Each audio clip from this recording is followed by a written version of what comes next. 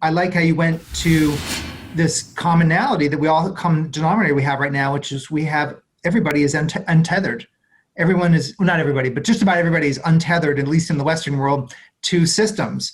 And if we're going to work in the modern environment, what is the 80-20? What is the Pareto principle? That's the 80-20 that we can apply and basically you said is risk management. So in this cloud world, how can we manage risk?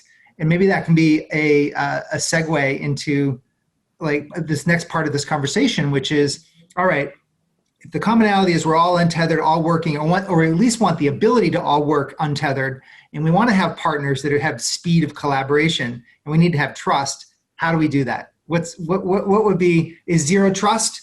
And maybe we should start by what is zero trust, and what are your thoughts on that statement? Right. So, I mentioned just a couple of minutes ago as we were just chatting through that I love, right, what NIST has done to formalize and all the people associated with it. When I say NIST, I mean the umbrella organization that's brought that together, the zero trust architecture. And it's labeled an architecture. And as I said, I don't have a problem with it, but I take exception a little bit with the definition.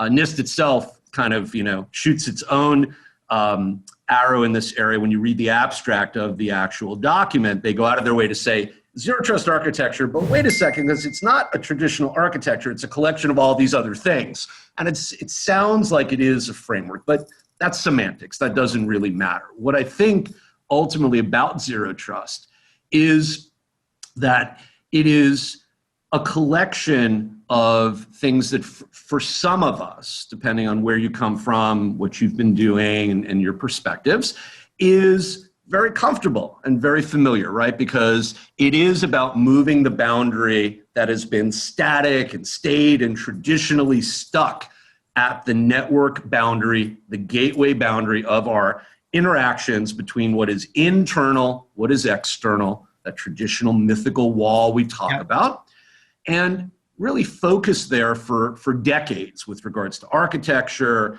discussions around design, technology implementation, and all the stuff we do.